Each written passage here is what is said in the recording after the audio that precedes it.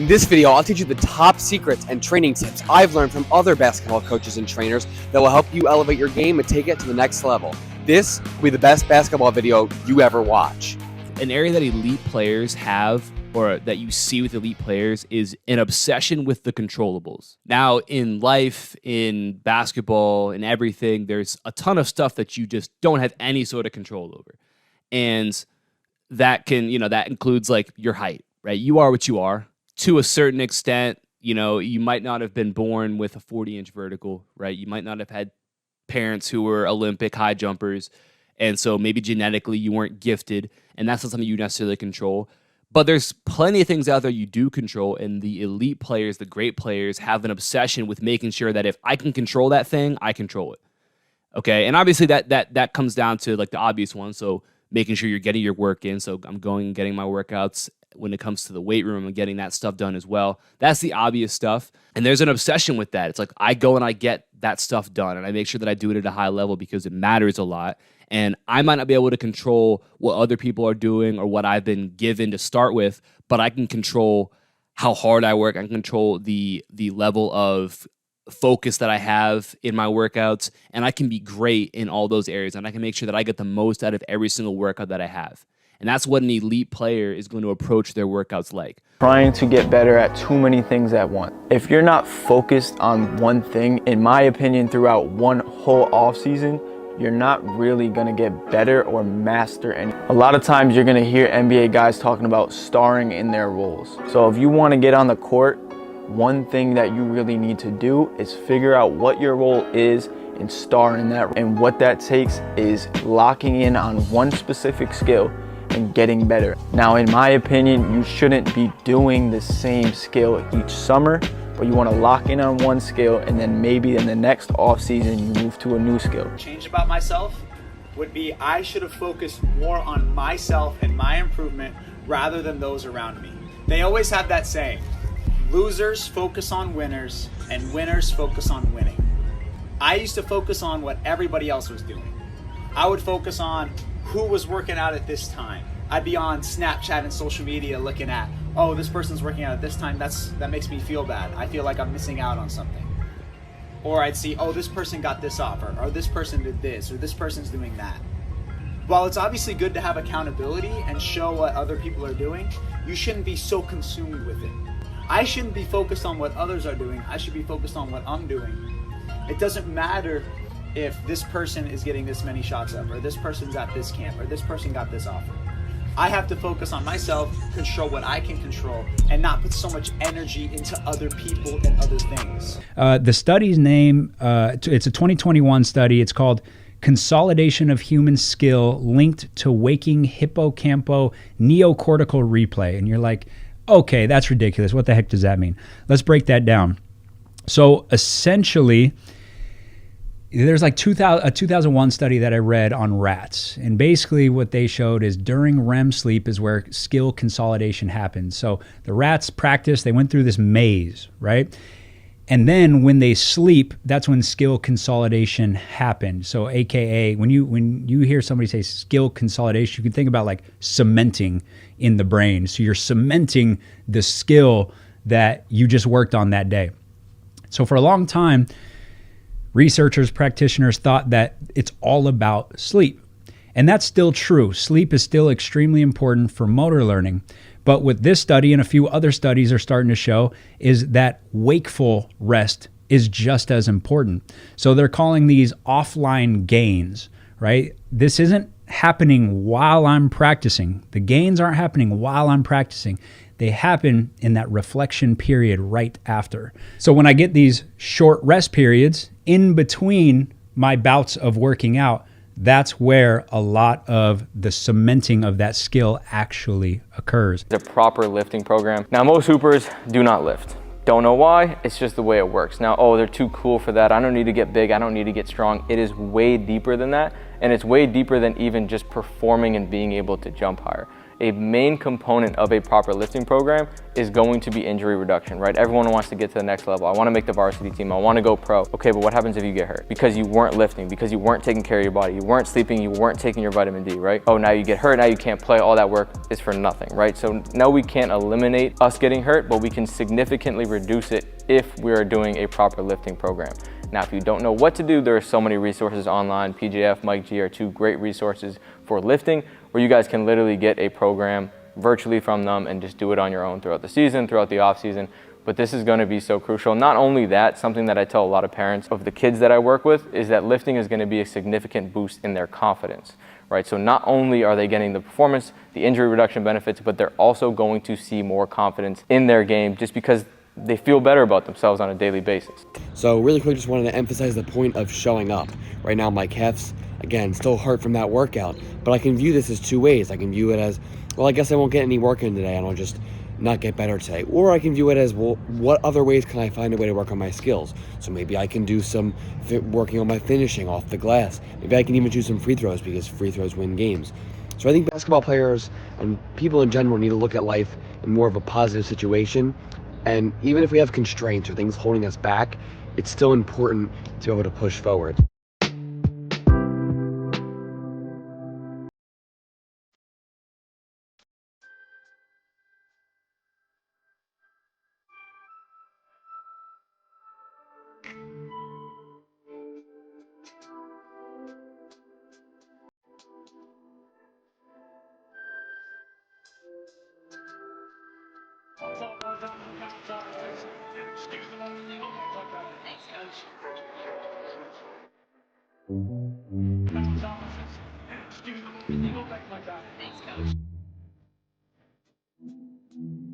Plays for River Rouge High School, Detroit. River Rouge High School. Detroit. First team All-State. Nice job. Nice job of protecting the ball there by Dan. Number one is there's no strategy, meaning they just show up, they kind of say, oh, today I want to work on ball handling, today I want to work on shooting, today I want to, and they just randomly do things. So there's no plan, no strategy. Number two is when they're doing the stuff, I don't think that they make it as game-like as they need to. So when they come off the ball screen, they might skip before the ball screen, and there's no reason to skip before the ball screen because that just gives your on-ball defender more time to recover. You would skip after the ball screen once you gain an advantage. Why do you do that? Because now you're putting the screener's defender in a 2-on-1 scenario. So like they don't think about the game, and if you don't think about the game, you don't put yourself in the aspect of game scenarios.